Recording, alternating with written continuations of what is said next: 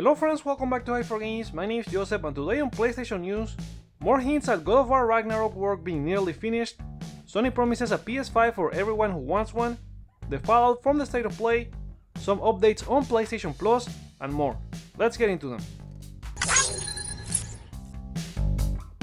We start with more hints that Ragnarok could be launching this year. Actor Ryan Hurst, who you may recognize as Beta in The Walking Dead or as Harry in Sons of Anarchy, is in charge of providing the voice for the God of Thunder. He was in a recent panel at Comic-Con Revolution where he talked about the projects he has been working on and said he had just finished the last little tiny bit of work as Thor in God of War Ragnarok. So we have more hints and the time is running out for Sony to announce if the game is indeed launching in 2022. In a previous video I mentioned we should hear something really soon if they plan to launch this year. It could be in this week's Summer Game Fest, or maybe they will do a focused state of play at some point. You'll get your answers soon enough. Well, some of them. Speaking of Summer Game Fest, I'm gonna be doing a live reaction to that this Thursday, and you are more than welcome to join me here on the channel. The show is guaranteed to have more gameplay for the Callisto protocol shown at the State of Play, Gotham Knights, Call of Duty Modern Warfare 2 campaign, DLC for Cuphead, and a lot more. Although Geoff Keighley said we should manage our expectations since the show is primarily focusing on announced games. God of War Ragnarok falls in this category, so what do you think? Will we get a release date on the show? Sound off in the comments below and remember to subscribe and ring the bell to get a notification when I go live. Back to God of War, the 2018 game is leaving the NVIDIA GeForce Now service this July 1st, but it will remain available in your library if you had at least played it once. So if you are located in one of the 60 countries supported by the service, own the game on Steam, and want a streaming copy, better play it through the NVIDIA service before it leaves. From one service to another, let's talk about the new PlayStation Plus as it launched in Japan last week.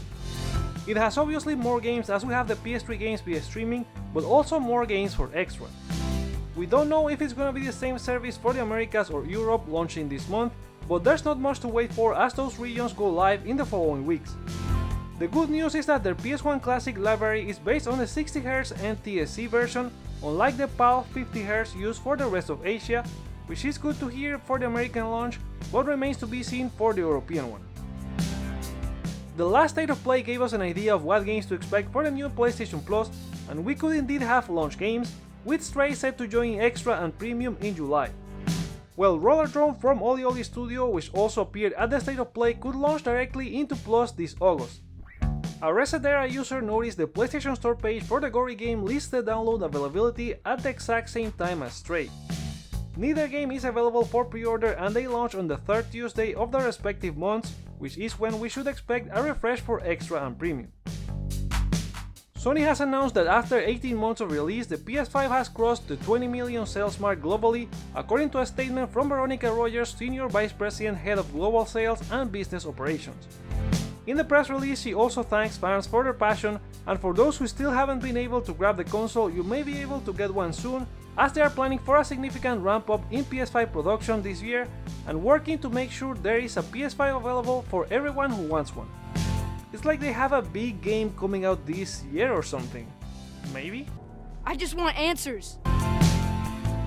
We go with another sales report. This time one of the things I missed from the last week's State of Play and didn't mention in my recap was that Insomniac announced the sales numbers for the Spider-Man series. They said it's at more than 33 million copies globally as of May 15, 2022, that includes both the original and Miles Morales.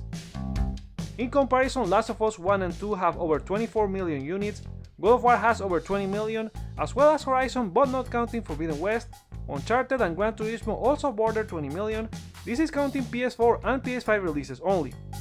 If we take into account full franchises, Gran Turismo takes the crown at over 80 million. After an amazing State of Play last week, we also know what were the most popular games from the showing. Checking the view count from all the trailers on the PlayStation YouTube channel, Resident Evil 4 Remake leads with 2.5 million views, Street Fighter, Spider-Man Remastered for PC and the Callisto Protocol follow with 1.1 million each, and Final Fantasy XVI rounds the top 5 with 980,000 views. We move into one of those top games with the Callisto Protocol.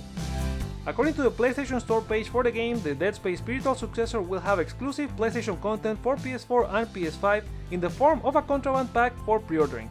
There's no info as to what it is though. A season pass has also been confirmed and is included in the deluxe edition with another PlayStation exclusive, giving 48-hour early access to future story DLC. We saw some PSVR 2 games last week. Speaking to VGC, Tetris Effect and Rest creator Tetsuya Mizuguchi said he's also interested in working with the device.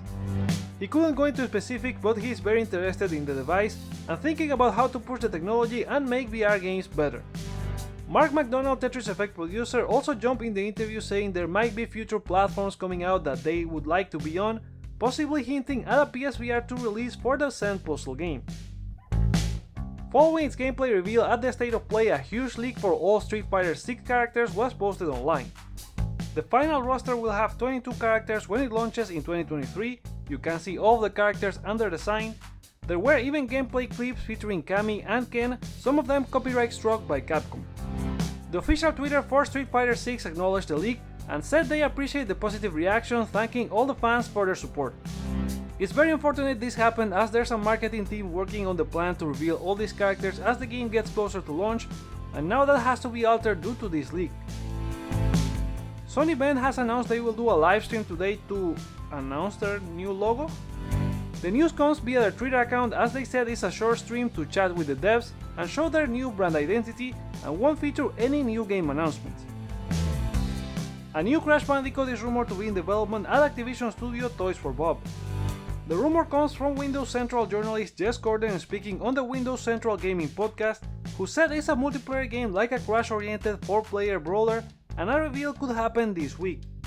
It's likely that this game will launch on PlayStation platforms given Microsoft acquisition is set to close by this time next year, with any games in the pipeline still launching on their intended platforms.